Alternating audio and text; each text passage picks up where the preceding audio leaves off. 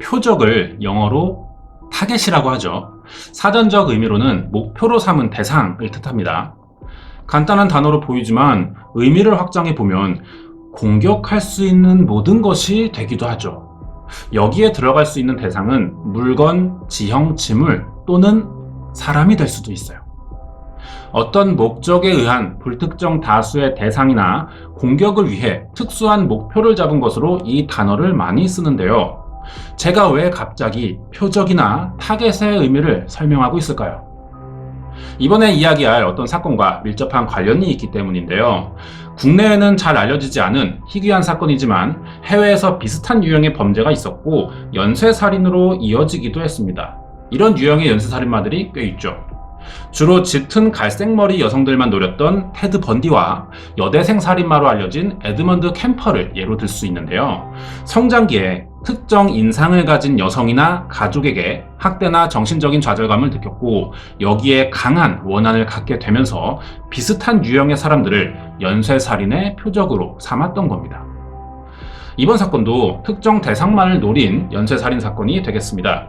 저번 시간에 벅스킨 소녀 살인 사건에 대해 알아봤는데요. 여기에 관련된 연장선에 있는 사건이죠.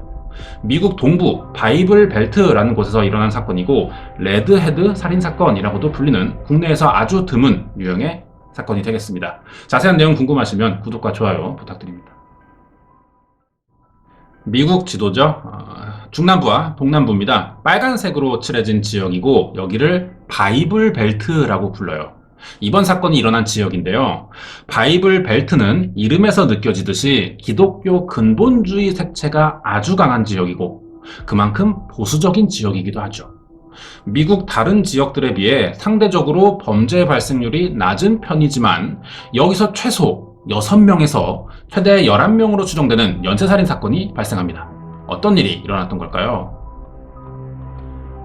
1983년 2월 13일 미국 웨스트 버지니아주 웨첼 카운티 지역의 리틀턴이라는 마을이 있습니다. 여기 도로 옆을 지나던 노 부부가 눈더미 위에 버려진 흰 마네킹을 발견하게 돼요. 여기서 이미 여러분은 눈치채셨겠지만 이 부부는 한 번도 상상해보지 못한 상황이었을 겁니다. 어울리지 않게 눈밭에 있는 마네킹이 신기했는지 가까이 다가가 봤고요. 곧이어 마네킹이 아니라 백인 여성이라는 걸 알고 깜짝 놀라게 됐죠. 즉시 경찰에 신고해 현장 조사가 시작됐지만 충격을 받은 이 부부는 한동안 자리를 떠나지 못했었다고 합니다. 경찰은 시신을 수습한 후 피해자에게서 수상한 점이 한두 가지가 아니라는 것을 발견하게 돼요. 이날 웨스트 버지니아엔 눈이 내렸어요. 길가에 쌓여있는 상태였는데 피해자의 몸 주변에는 전혀 쌓여있지 않았다는 겁니다. 타이어 자국과 발자국만 찍혀 있었어요. 발견 당시 나체 상태였기 때문에 이건 성범죄의 가능성도 의심해 볼 수 있죠. 하지만 막상 자세히 들여다보니 몸에 난 2개의 흉터를 제외하고 성폭행의 흔적은 어디에서도 찾아볼 수 없는 거예요. 물론 사건이 일어난 당시가 과학 수사를 할 수 있는 기술은 미흡한 수준이었죠.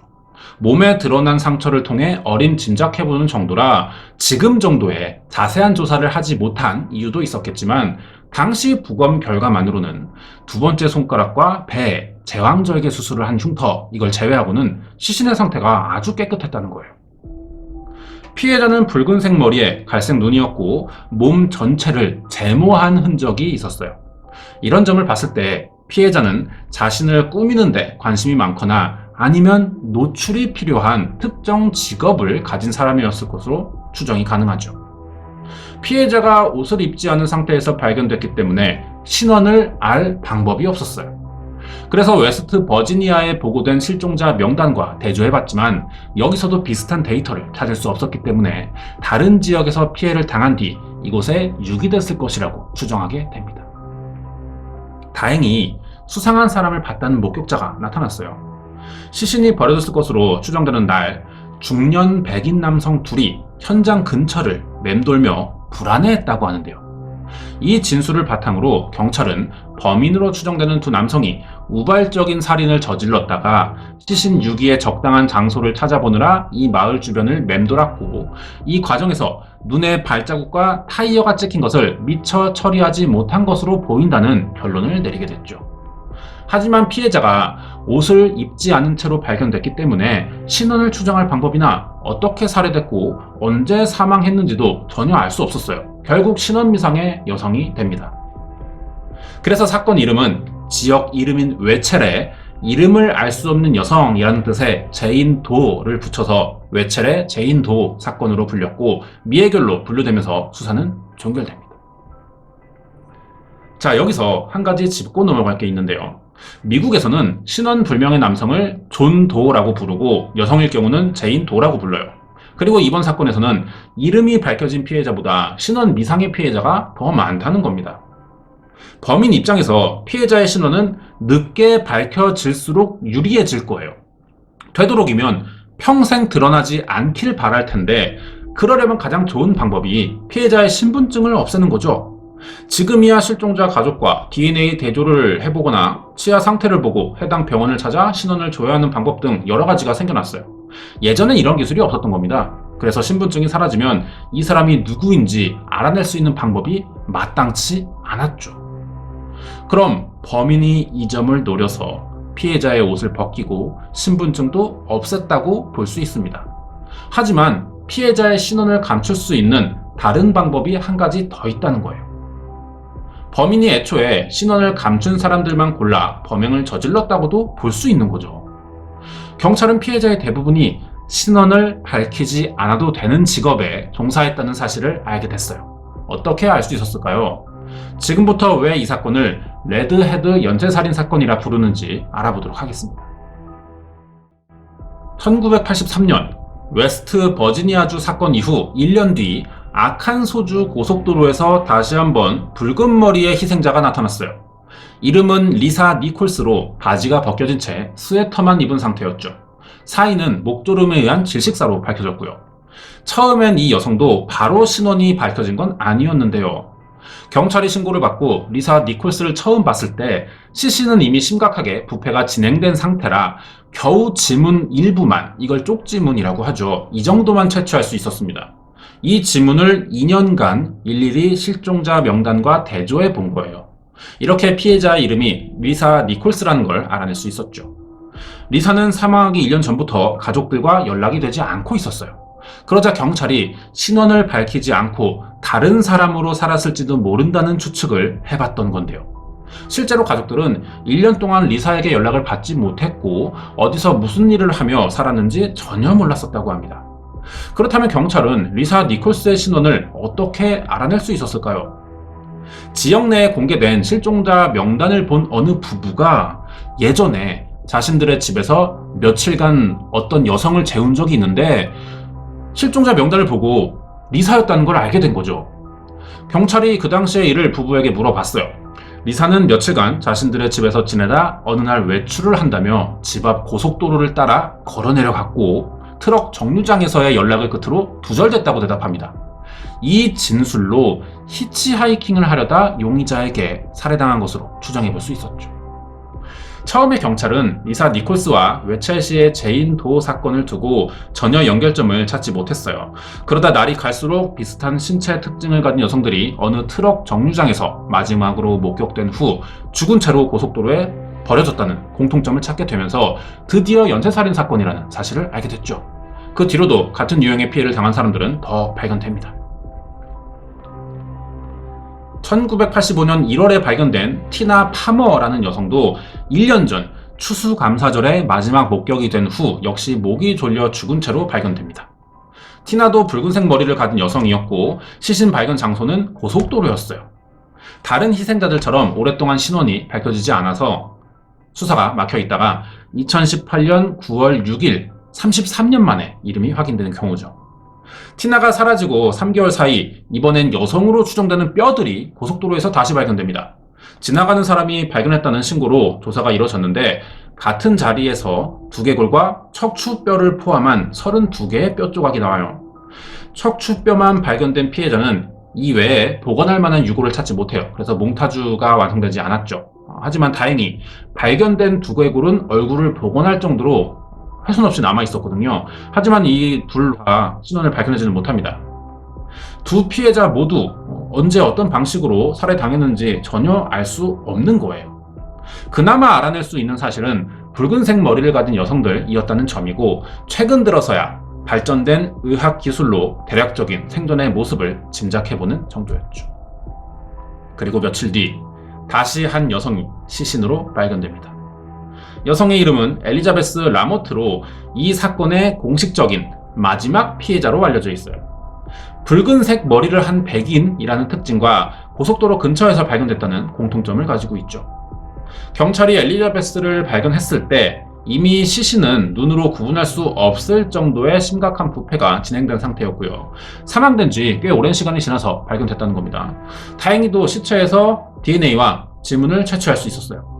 이것들을 바탕으로 치과 진료 기록도 알아냅니다. 하지만 이미 30년이 지난 2018년이 돼서야 가능할 수 있었던 일이죠. 경찰의 끈질긴 수사로 가족을 찾았고 일치하는 DNA를 확보할 수 있었기 때문에 이 정도도 그나마 가능한 일이었습니다. 엘리자베스 라모트 이후 더 이상 밝혀진 살인사건의 피해자는 없었어요. 하지만 경찰은 공식적으로 밝혀진 6명 외에 드러나지 않은 피해자가 더 있을지도 모른다는 추측을 현재 남겨둔 상태고요. 지난 시간에 알아봤던 미제 사건인 벅스킨 소녀 마리샤 킹이죠. 이 사건도 피해자들과 비슷한 특징이 많았어요. 하지만 같은 범인에게 살해당했을 가능성은 낮다고 판단돼서 이 사건에서는 제외됐었죠. 이 외에도 유사한 피해자들이 나타나긴 했지만 모방 범죄의 가능성이 남아있기 때문에 모두 여기에 포함되지는 않았습니다. 이렇게 2년간 벌어진 6건의 살인사건을 경찰은 레드헤드 연쇄살인사건이라 부르기 시작했고요. 본격적으로 전담 수사팀을 편성해 용의자를 찾기 위한 대규모 수사에 돌입했죠. 이 결과는 어떻게 됐을까요? 경찰의 추적과 수사가 있었지만 안타깝게 이 사건은 미제 사건으로 종결됐어요. 이렇게 수사가 끝난 데는 그럴 만한 이유가 있었는데요. 첫 번째로 신원이 확실하게 밝혀진 희생자 몇 명을 제외한 대부분이 가족과 별거 중이거나 사이가 좋지 않았다는 점이 있고요. 두 번째로 이름과 신분을 수시로 바꿀 수밖에 없는 직업에 종사했다는 점. 마지막으로 피해자 대부분이 웨스트 버지니아에서 발견됐지만 이 지역에서 실종 신고된 사람들의 신원과 전혀 일치하지 않았기 때문이었습니다. 피해자들은 아마 이곳에서 태어나거나 거주한 적은 없었기 때문에 다른 지역에 신원이 등록되어 있을 가능성이 커 보이죠.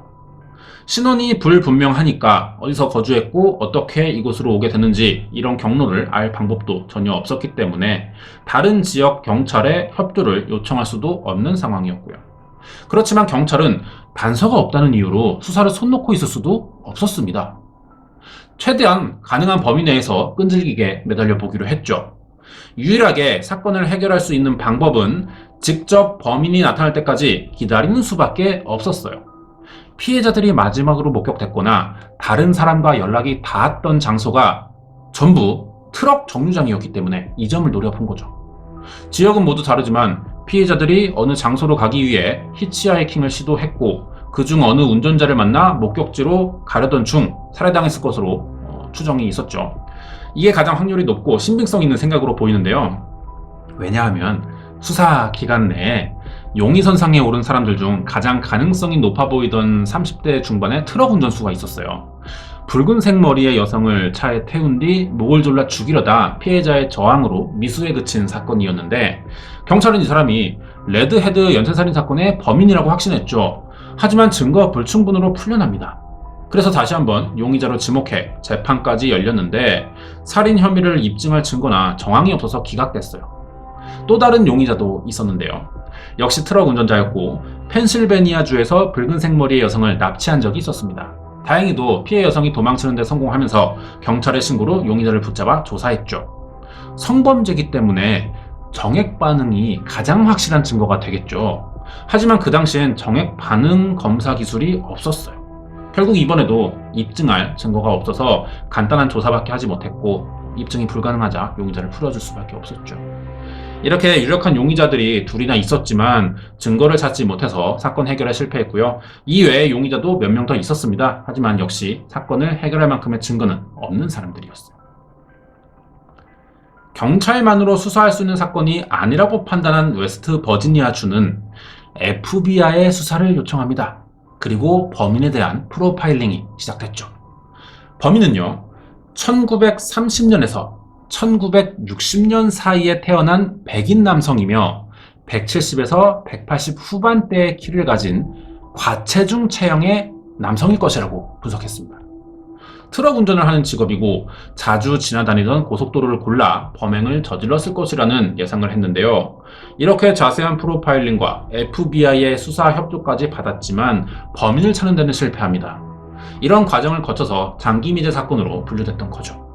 그렇지만 최근 들어 피해자들의 신원이 조금씩 밝혀지기 시작했고요. 과학수사는 앞으로 더 발전될 것이기 때문에 지금 당장은 아니지만 시간이 더 지나면 더 많은 단서를 찾아낼 수 있을 것으로 기대가 됩니다. 이 사건이 미제로 분류된 이유는 수사기법에 그 당시 한계가 있던 데다 현장에 남아있는 증거들이 별로 없기 때문이었어요. 피해자의 직업이 신원을 확인하는데 어려움이 많은 직업들이었고 이런 정황들이 모여서 미제 사건이 되지 않았나 생각이 됩니다. 준비한 내용은 여기까지예요. 이번 사건은 미국의 바이블 벨트라고 불리는 동부 지역에서 2년간 일어났다는 레드헤드 연쇄살인 사건 파일이었습니다. 최근에 소개하는 사건들이 생소한 편이실 텐데요. 국내 미스터리 유튜브 채널에서 잘 다루지 않았고 해결되지 않은 그것도 미해결 사건들 위주로 준비하다 보니 이 정보의 한계가 조금 있어요. 미제 사건일수록 알려진 정보가 한정적이죠. 내용도 그만큼 짧아질 수밖에 없는 것 같습니다. 이 부분은 여러분이 좀 양해 부탁드리고요. 이후 사건에 관련된 이야기와 다음 주 예고하면서 마치겠습니다.